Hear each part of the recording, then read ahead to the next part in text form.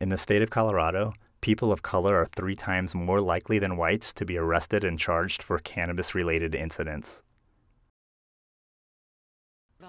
The passing of Amendment 64 was intended to remedy this racial disparity in arrests. To legalize marijuana in Colorado, approved by voters tonight, despite a long list of.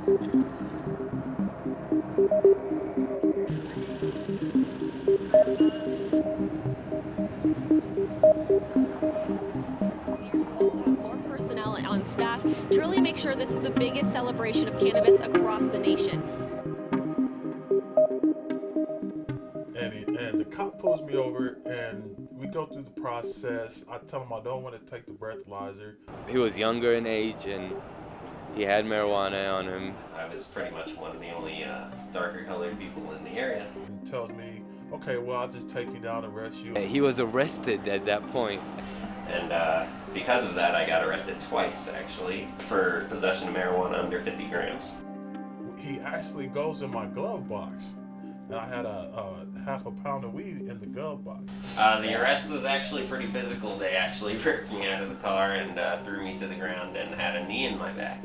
That was THC, marijuana, a decriminalized drug. The same cop pulls me over again, and the first thing he tells me, I just basically knew it was you and just was hoping I was going to find something. Okay, so first of all, you profiling. I definitely had bruises and was sore for the next few days. And they end up changing my charge to a DUI, and my license was withheld all the way until now to this present day over the same charge. Suspension of my license and probation, community hours. I've seen white kids sell hard drugs and not get into the same trouble that these kids got into.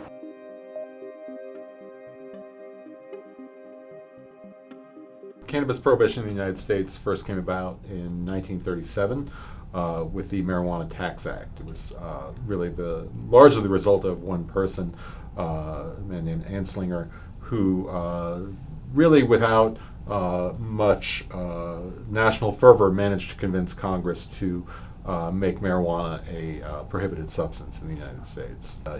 His doing so was explicitly racist against African Americans, against Mexican Americans, and a big part of the justification that he put forward was marijuana is going to be a threat to white people.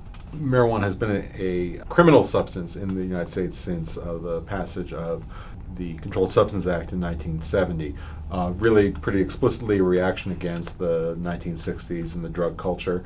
Race clearly did play a role in the passage of the Controlled Substances Act. It was less overt than it had been in the 1930s, but one of Richard Nixon's chief aides said that it was really seen in the Nixon White House as a way to get at his political opponents. That is, Nixon, I think, said to one of his advisors, well, we can't criminalize people for being against the war, and we can't criminalize people for being black, but we can criminalize the use of marijuana and the use of heroin, and that's a way that we can get at groups that we don't like.